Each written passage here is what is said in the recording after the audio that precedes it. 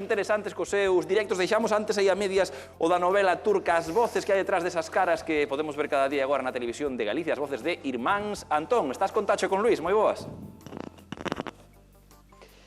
Sí, xa vos escoitan tamén eles dous, boas tardes, compañeiros. É difícil o turco, Luís? Para mí, sí. Por eso me dan traducido. Si non, non damos andado, non. Faltaba moito tempo para eso, non. É difícil, porque é un idioma que cando dobras, non sei, do francés, do italiano, pois son linguas que máis ou menos tes aí na orella do inglés, ainda que eu non teño ni idea, pero soache un pouco a cantinela, pero no caso do turco non. A quen interpretas, Luís? Como se chama o teu personaxe? Pois un bendito pai de familia que se chama Jen, que é o pai de 3 irmáns. Bueno, un quedou no camiño, pero adoptamos outro. Unha maravillosa persoa desas que creo que xa quedan poucas. Imaginadevos a cantidade de series procedentes de outros países que xa dobraron ao galego estes dous homes. E eu falaba con Tacho e dicíalle, non sei se é posible darlle un tono ao galego na dobrase así como un pouco turco. El dicíame que se lle escapan as eses, non aos turcos. Si, teñen uns finais así bastante raros, pero para darlle toque turco hai que dicir boa neno e xa está, non? Hai moita retranca, vexo aquí, porque ti de onde eres? Eu son da Arousa, Claro, pero os que somos turcos, que somos do norte, verdade? Levaré do orgullo, non? Eu acabara de ver o capítulo e xa acabou chorando. Non é tanto para chorar, non. Non é unha comedia, pero non é... De emoción. De emoción, claro.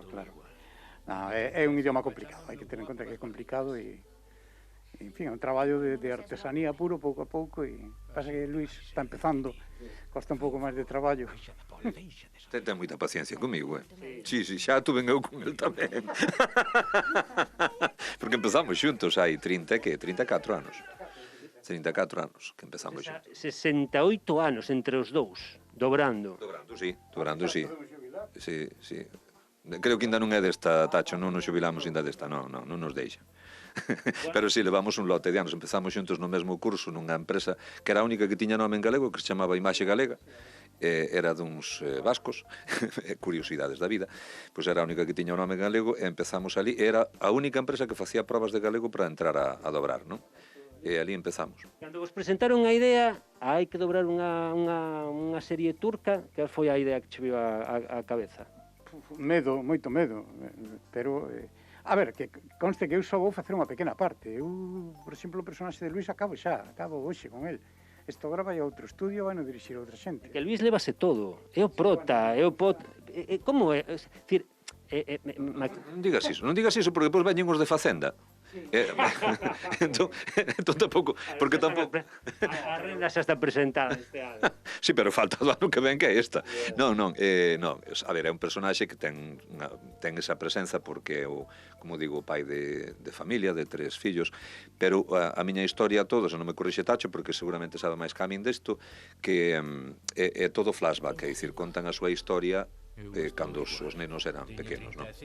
E logo o personaxe desaparece, pero é unha serie, creo eu, non, Tacho, bastante coral.